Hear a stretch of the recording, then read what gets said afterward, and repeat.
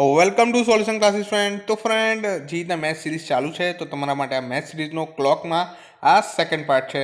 Friends, હું અનએકેડમી પર પણ ભણાવું છું, તો તમે મારી અનએકેડમીની લર્નિંગ એપ ડાઉનલોડ કરી લો અને હવેથી જે મેથ્સ સિરીઝ છે એ કૃણાલ જોશી સર દ્વારા તમને ભણાવવામાં આવશે. Welcome to solution classes friend. મારું નામ કૃણાલ જોશી છે. મિત્રો, આપણે જોઈ રહ્યા છીએ બિન સચિવાલય અને તલાટીની પરીક્ષા માટે ખાસ મેથ્સ અને રિઝનિંગની સિરીઝ. એમાં આપણે હાલ રિઝનિંગની સિરીઝ ચાલુ છે, તેનો એક પાર્ટ અપલોડ થઈ ગયો છે. મિત્રો, જો તમે તે વિડીયો જોયો ના હોય તો તમે તે પહેલો ભાગ જોઈ શકો છો.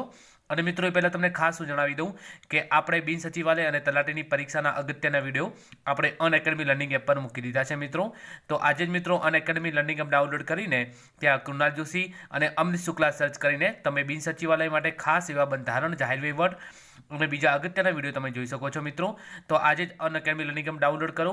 અને મિત્રો, જો એ વિડીયો તમને ગમે તો તમે લાઇક કરજો, શેર કરજો અને ત્યાં ફોલોનું બી બટન આવે છે. મિત્રો, ફોલો કરજો જેથી આવનારા તમામ વિડીયોની તમને નોટિફિકેશન મળી જાય. ઓકે મિત્રો, તો મિત્રો આજનો આપણે સેકન્ડ પાર્ટ ઘડિયાળનો ચાલુ કરીએ. ઓકે, તો આજનું લેસન સ્ટાર્ટ કરીએ છીએ. તો મિત્રો, ઘડિયાળનું દર્પણમાં પ્રતિબિંબમાં જોયેલો સમય અને ઘડિયાળનું જળના પ્રતિબિંબમાં જોયેલો સમય પરીક્ષામાં ક્યારેક પૂછાય છે. મિત્રો, તો તેના માટેની આપણી પાસે શોર્ટ ટ્રીક છે. તો ઓકે, એના માટે આપણી પાસે પહેલાં નોંધ છે, એ તમે યાદ રાખજો. તો નોંધ એ છે મિત્રો, તમે જોશો તો ઘડિયાળનું દર્પણમાં પ્રતિબિંબ જોવા માટે કલાકને 23 અને મિનિટ સમયને 60માંથી બાદ કરવું. ઘડિયાળનું દર્પણમાં પ્રતિબિંબ જોવા માટે કલાકને મિત્રો 23 અને મિનિટ સમયને 60માંથી બાદ કરવું. એટલે શું કહે છે મિત્રો, કે તમને કોઈક સમય આપશે. ઓકે, કોઈ સમય આપ્યો હશે કે આ વાસ્તવિક સમય આ છે, તો તેનો દર્પણના પ્રતિબિંબમાં સમય શું થશે? તો જે કલાક મિત્રો ત્યાં આપ્યો હોય ને, એ કલાકને 23માંથી બાદ કરવું અને જે મિનિટ આપ્યો હોય ને, તે મિનિટને 60માંથી બાદ કરવું. ઓકે, ચલો વધારે સમજવા માટે દાખલો જોઈએ તો વધારે સમજ પડશે કે જો વાસ્તવિક સમય 5 કલાક અને 55 મિનિટ હોય તો આ સ્થિતિમાં ઘડિયાળનો દર્પણમાં સમય કેટલો થશે? જો વાસ્તવિક સમય 5 કલાક અને 55 મિનિટ હોય તો આ સ્થિતિમાં ઘડિયાળનો દર્પણમાં સમય કેટલો થશે? ઓકે મિત્રો, તો જોઈએ આપણે દર્પણ પ્રતિબિંબ બરાબર આપણે શું કીધું હતું મિત્રો? 23/60માંથી બાદ કરવું. ઓકે, આ સૂત્રો તો તમારા સમજ માટે છે, પરીક્ષામાં તમારે સીધું ગણવાનું હશે. તો દર્પણ પ્રતિબિંબ બરાબર 23/60 માઇનસ વાસ્તવિક સમય. બરોબર, દર્પણ પ્રતિબિંબ બરાબર 23/60 માઇનસ વાસ્તવિક સમય. તો જો મિત્રો, વાસ્તવિક સમય શું આપ્યો છે આપણને? તો કે 5 અને 55 મિનિટ, એટલે કે 5 કલાક અને 55 મિનિટ. તો મિત્રો જુઓ, કલાકમાંથી જે 23 કલાક ને 60 મિનિટ છે, તો કલાકને કલાકમાંથી અને મિનિટને મિનિટમાંથી બાદ કરવું. આપણે શીખી ગયા. તો 23માંથી 5 બાદ કરીએ તો શું જવાબ આવે? તો કે 18. અને 60માંથી 55 બાદ કરીએ તો જવાબ શું આવે? તો કે 5. ઓકે, 23માંથી 5 બાદ કરીએ તો જવાબ શું આવશે? 18. અને 60માંથી 55 બાદ કરીએ જવાબ શું આવશે? 5. એટલે કે શું આવશે? 18 કલાક અને 5 મિનિટ. પરીક્ષામાં જો તમને આ રીતે આપેલું હોય તો જવાબ આ બનશે. અને જો તેને કન્વર્ટ કરી લીધું હોય તો 18 એટલે કે કેટલા કલાક થાય? તો કે 6 કલાક, એટલે કે 6 કલાક અને 5 મિનિટ. તો આપણો જવાબ શું છે દર્પણના પ્રતિબિંબમાં? તો 6 કલાક અને 5 મિનિટ. ઓકે મિત્રો, ખ્યાલ આવી ગયો? ચલો સેકન્ડ દાખલો જોઈએ. સેકન્ડ દાખલો છે કે જો વાસ્તવિક સમય 3 કલાક અને 15 મિનિટ હોય તો આ સ્થિતિમાં ઘડિયાળનો દર્પણમાં સમય કેટલો થશે? ઓકે, તો મિત્રો દર્પણ પ્રતિબિંબ આપણે જેમ આગળ શીખી ગયા ને કે શું કરશું? દર્પણમાં પ્રતિબિંબ જોવા માટે 23/60માંથી બાદ કરશું, એટલે કે 23 કલાક અને 60 મિનિટમાંથી બાદ કરશું. તો 23 કલાક 60 મિનિટ માઇનસ વાસ્તવિક સમય, એટલે કે આપેલો સમય. બરોબર, એટલે કે આપેલો સમય. તો જો 23/60 માઇનસ વાસ્તવિક સમય કેટલો આપ્યો છે? તો 3/15. તો 23માંથી 3 જાય તો કેટલા વધે? તો કે 20. અને 60માંથી 15 જાય તો કેટલા વધે? તો કે 45. ઓકે, એટલે કે આપણો જવાબ શું થયો? તો 20 કલાક અને 45 મિનિટ. 20 કલાક અને 45 મિનિટ. 20 કલાક એટલે કેટલા થશે? તો કે 8. ઓકે, કેટલા કલાક થશે? 8 કલાક, એટલે કે 8 કલાક અને 45 મિનિટ. ઓકે મિત્રો, જો બીજો દાખલો જોઈએ.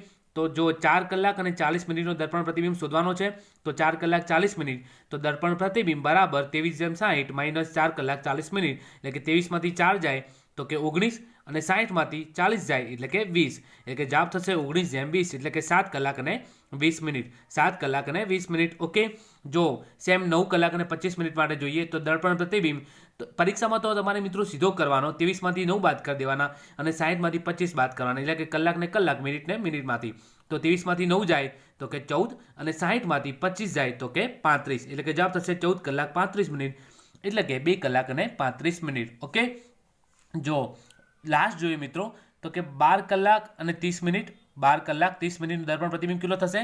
તો કે 23 અને 23 જેમ 60માંથી બાદ કરીએ તો 23માંથી 12 બાદ કરીએ તો કે 11 અને 60માંથી 30 બાદ કરીએ તો કે 30, એટલે કે આપણો જવાબ, આને તો કન્વર્ટ કરવાની મિત્રો જરૂર જ નથી કેમ કે આ 12ની અંડરમાં છે, તો 11 કલાક અને 30 મિનિટ. ઓકે, છેલ્લો દાખલો મિત્રો જોઈ લઈએ તો 13 કલાક અને 40 મિનિટ, 13 કલાક 40 મિનિટ માટે તો 23 જેમ 60 માઇનસ 13 કલાક 40 મિનિટ, તો 23માંથી 13 બાદ કરીએ તો કે 10 કલાક અને 60માંથી 40 બાદ કરીએ તો કે 20 કલાક 20 મિનિટ, સોરી, તો 10 કલાક અને 20 મિનિટ. ઓકે મિત્રો, ખ્યાલ આવી ગયો કેવી રીતે શોધવાનું દર્પણ પ્રતિબિંબ?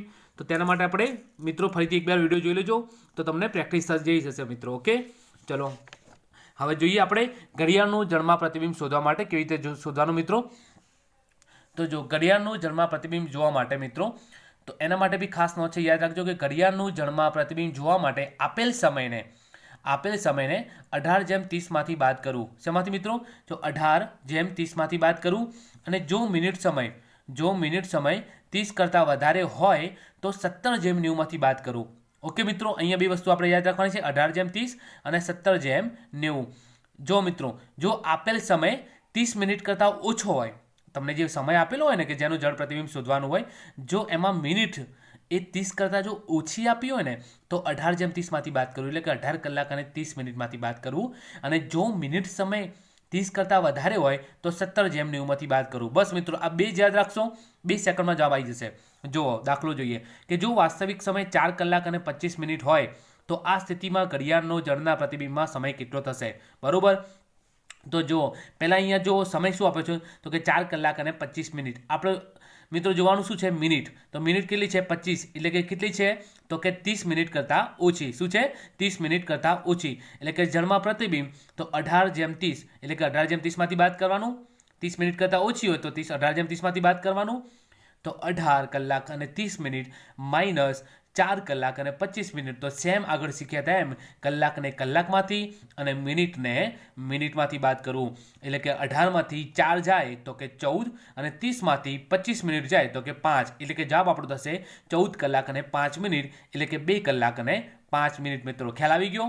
ખાસ જળમાં પ્રતિબિંબમાં શું જોવાનું? મિનિટ જોવાની કે 30 કરતાં ઓછી છે કે વધારે.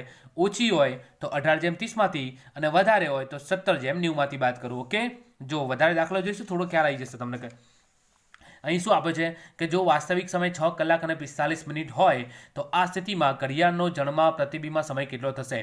તો જુઓ, અહીં જુઓ મિત્રો, મિનિટ 45 આપી છે, એટલે કે 30 કરતાં વધારે આપી છે, તો શું કરવાનું? આપણે 17/90માંથી બાદ કરવાનું. શું? 17 કલાક અને 90 મિનિટમાંથી બાદ કરવાનું, કેમ કે મિત્રો 30માંથી તો 45 બાદથી માઇનસ આવે ને, એટલા માટે આપણે 17/90માંથી બાદ કરવું.